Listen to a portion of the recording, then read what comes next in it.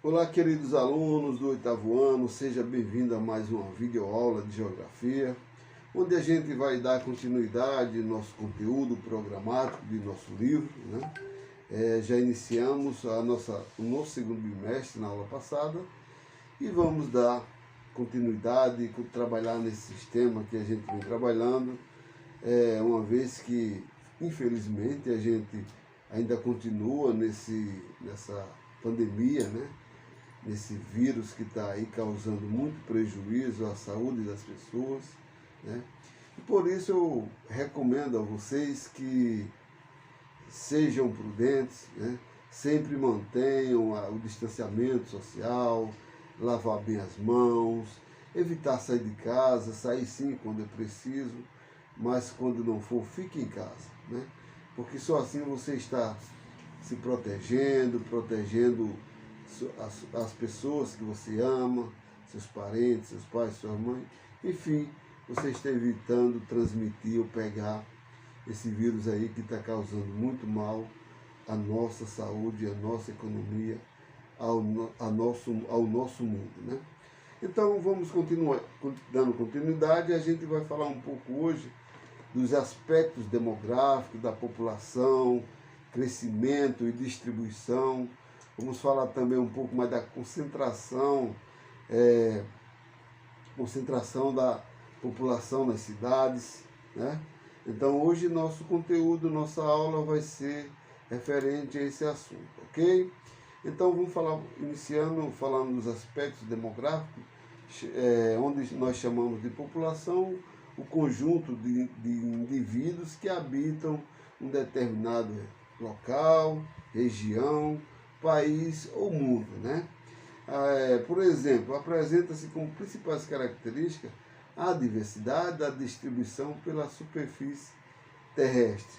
Então essa é a denominação de população, né? Onde atualmente a gente sabemos que a maior parte da população mundial hoje vive nas cidades, né? Não como antigamente, que era as áreas rurais eram mais habitadas. Porém, ainda há países cuja população, em sua maioria, é rural, né? Esses países apresentam baixos índices econômicos e principalmente sociais, né? Para compreender melhor certos aspectos demográficos mundiais, como densidade, crescimento vegetativo, estrutura da faixa etária e composição por sexo, analisam-se dados representados em mapas gráficos, né? Faz uma análise melhor através desses dados demográficos, faz essa leitura melhor, representativa, através de dados gráficos, né? Então, desculpa, perdão, a distribuição da população mundial hoje ela é bastante desigual, né? Se você observar aí esse mapa mundial que está aparecendo aí na sua tela, né? Nós podemos observar e identificar densamente povoados, identificar áreas densamente povoadas, contrastando, e outras vezes outras grandes áreas totalmente vazias demograficamente, ou seja, áreas bastante habitadas e áreas poucos habitadas por pessoas, né? Veja que nesse mapa aí ela demonstra assim os locais de acordo com suas cores, onde a população por habitante variam de 24 a 30, de 0,24 a 21 pessoas por quilômetro quadrado, de 21 a 22, de 50 a 93 e assim sucessivamente, né? E de acordo com essa representatividade aí, você identifica onde tem mais pessoas concentrada, né? Onde é mais densa a população por quilômetros quadrados, né? Como é que se faz, que se vê, que faz essa relação de pessoas por quilômetro quadrado, até nós vamos ver aí posterior. Posteriormente vou estar explicando ainda nessa aula a vocês.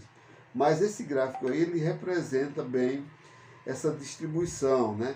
Através desses números aí, de acordo com essas cores, a gente consegue identificar onde a população ela é mais densa e onde é mais vazia demograficamente, ou seja, onde tem mais pessoas por quilômetro quadrado e onde tem menos pessoas, né?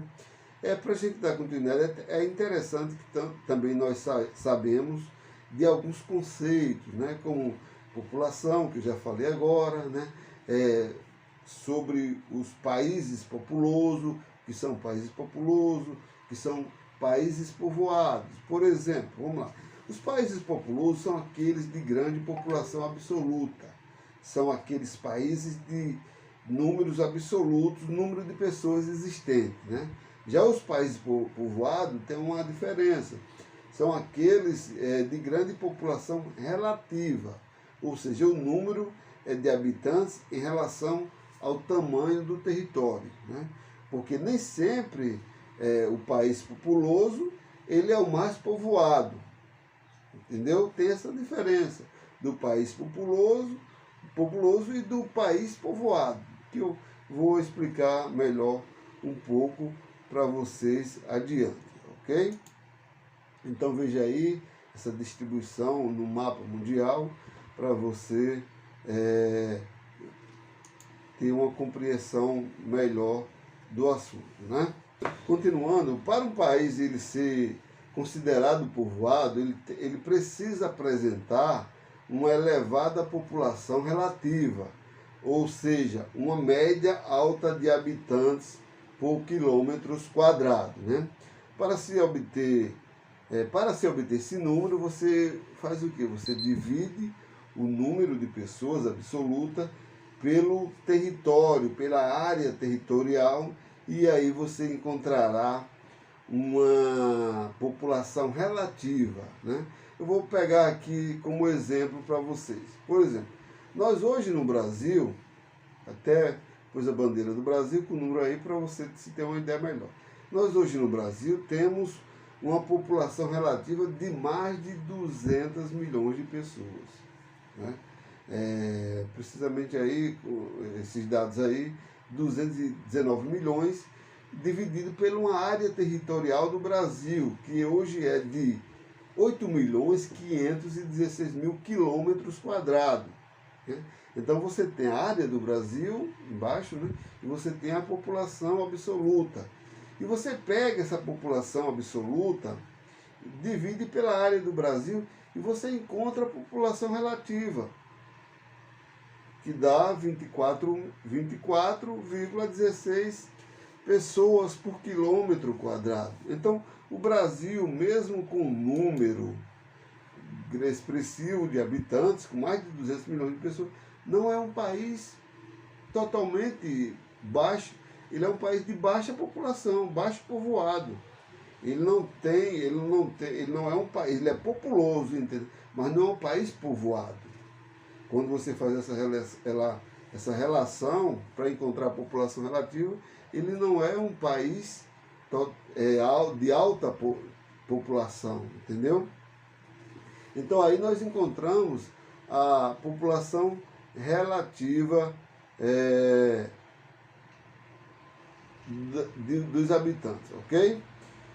Veja que também, nós aqui mais na frente, a gente preparei para vocês, de acordo os números e quais são os 10 países mais populosos do mundo, né? Segundo o relatório da ONU, produzido pela ONU em 2020, né? Os 10 países mais populosos do mundo são esses aí: a China, a Índia, Estados Unidos, Indonésia, Paquistão, Brasil, Nigéria, Bangladesh, Rússia e México. Esses são os países mais populosos do mundo. Para vocês terem uma noção, para você ter uma ideia, a China e a Índia, ela leva mais de 1 bilhão de habitantes.